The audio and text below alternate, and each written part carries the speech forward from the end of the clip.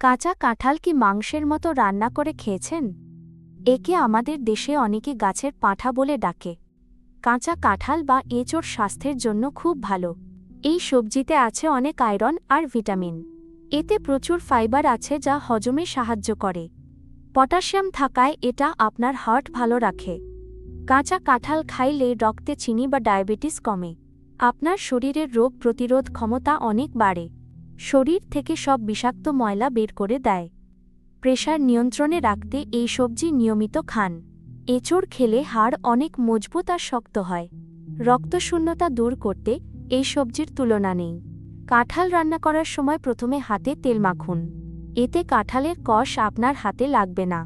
কাঁঠাল ছোট টুকরা করে লবণ দিয়ে সিদ্ধ করুন। এরপর আলু আর মশলা দিয়ে কষিয়ে রান্না করুন। চিংড়ি মাছ দিয়ে কাঁচা কাঁঠাল রান্না করলে দারুণ লাগে। দুপুরে ভাতের সাথে এই তরকারি এক বাটি খান।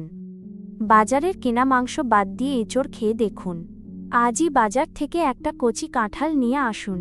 সুস্থ থাকতে দেশি সবজি খাওয়ার অভ্যাস করে তুলুন। ভিডিওটি ভালো লাগলে পরিচিত সবার সাথে শেয়ার করুন। কাল কোন সবজি নিয়ে জানতে চান কমেন্টে লিখুন। সবাই অনেক ভালো থাকুন আর সুস্থ থাকুন। ধন্যবাদ।